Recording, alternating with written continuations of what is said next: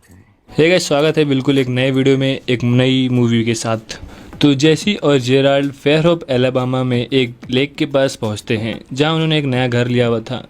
जैसी एक stray dog को बीफ मांस दे रही थी, उतने में यहाँ जेराल्ड वाइग्रा खाता है। अंदर आकर अब जैसी मस्त एक नया सा स्लीप पहन के तैयार होकर बेड पे लेट जाती है क्योंकि ये दोनों कुछ रोमांटिक करने वाले थे। और जेराल्ड भैया जेसी को हैंडकप से बेड पे अच्छे से बांध देते हैं और ये दोनों एक रोल प्ले के लिए तैयार थे। ये दोनों एक अच्छी शुरुआत तो करते हैं, लेकिन कब ये जेसी के लिए एक रेप फैंटेसी में बदल जाता है और वो उसे अनकंफर्टेबल होने लगता है और वो जेराल्ड को रुकने के लिए बोलती है। उसके बाद यहाँ इनकी एक गंदी सी बहस होती है इसी बात पे, और यही सब होते होते अचानक से जेराल्ड को हार्ट अटैक आ जाता है और वो वहीं मर जाता है और उसकी बॉडी सीधा जेसी के ऊपर गिर जाती है। कैसे कैसे वो अपने पैरों के सहारे उसकी बॉडी को नीचे गिराती है। जेसी के तो दोनों हाथ बंधे थे तो वो कुछ कर भी नहीं सकती थी। वो चिल्लाती भी, बट उसे सुनने के लिए वहाँ कोई नहीं था। कुछ घंटों बाद वो डॉग अंदर आता है। ये उसे भगाने की कोशिश करती है, बट वो डॉग जेराल्ड का हाथ काटकर उसका मांस खाने लगता है और फिर यहाँ वहाँ चले जाता है। तभी जेराल्ड अचानक से जाग जाता है, पर जैसी देखती है कि जेराल्ड की बॉडी तो नीचे ही पड़ी है तो ये सोचती है ये इसका हेलुसिनेशन है जो उसके दिमाग पर हावी हो रहा है।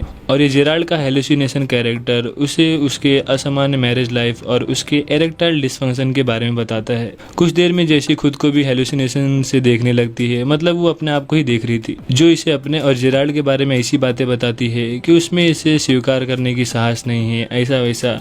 ये दोनों हेलुसिनेशन कैरेक्टर उसे याद दिलाते हैं कि बेड के ऊपर एक ग्लास में पानी रखा हुआ है जिसे वो कैसे करके पा तो जाती है पर पानी पी नहीं पाती। फिर वो अपने स्लीप का टैग निकालकर उसे रोल करके मुश्किल से वो ग्लास का पानी थोड़ा बहुत पी पाती है। अब जैसी सो जाती है और कुछ देर में उठती है तो देखती है कि उसके सामने एक अजीब सा चेहरे वाला कोई आदमी खड़ा हुआ है जिसके पास एक बैग में बहुत सारी हड्डी है और ज्वेलरी है। जैसी उस आदमी को रियल मानने से इनकार कर देती है। उसे लगता है वो भी एक हेलुसिनेशन से दिख रहा है। जेराल्ड बोलता है कि वो इंसान मरा हुआ है और तुम्हें ही लेने आया है। जेराल्ड उसे माउस बुलाने लगता है जो उसे उसके बाप टॉम की याद दिलाता है जो इसे माउस बुलाता था, और ये फ्लैशबैक में पहुंच जाती है जब वो 12 साल की थी और अपने बाप के पैरों पे बैठे सूर्य ग्रहण देख रही थी। उसका बाप इतना कमीना था कि ये उसके साथ ही गंदी सी हरकत कर देता है वहीं पे। फिर इसके सामने बातों को मैनिपुलेट करता है जिससे कि वो इन सब बातों पे ध्यान न दे। ये दोनों हेलुसिनेटिंग कैरेक्टर उसे बोलते हैं तुम कभी उस बात से उभर ही नहीं पाई हो आज तक, और उसने उसके बाप जैसे ही एक आदमी से शादी कर ली। जैसी देखती है कि नीचे खून में उसे फुटप्रिंट दिखाई दे रहे हैं तो वो सोचती है शायद ये कैरेक्टर्स रियल भी हो सकते हैं।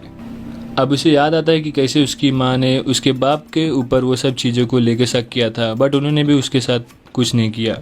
अब ये उस ग्लास को तोड़ के अपने रिस्ट को काट कर स्किन को थोड़ा ऊपर खींच के उस हैंडकप से आज़ाद होती है और पूरा उसके हाथ से बहुत सारा खून बाहर आ रहा था।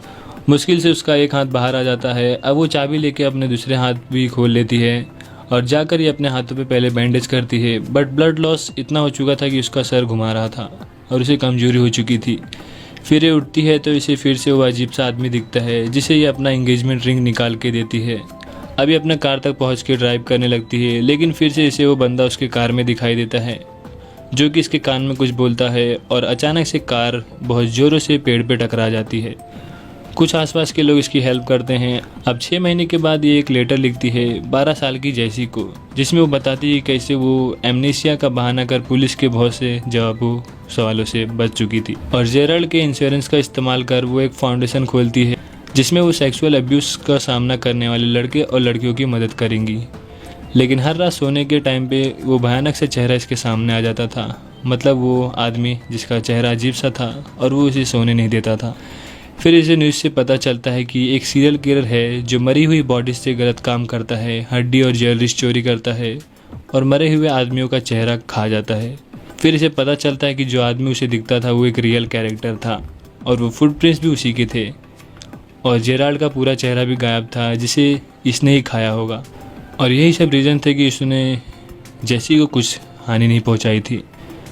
अब जैसी कोर्ट पहुंचती है क्योंकि उस बंदे को पकड़ लिया गया था और आज कोर्ट में उसकी सुनवाई थी। वो बंदा इसे देख के बोलता है तुम असली नहीं हो, और जैसी इसे बोलती है जितना मुझे याद है तुम मुझसे ज़्यादा छोटे हो, और वहाँ से निकल जाती है और ये मूवी तो वहीं ख़त्म हो जाती है। तो मूवी का नाम है जेराल्ड्स गेम। ये एक हॉरर थ्रिलर फिल्म है जिसकी IMDb रेटिंग है 6.5 और ये आपको मिल जाएगी नेटफ्लिक्स पे।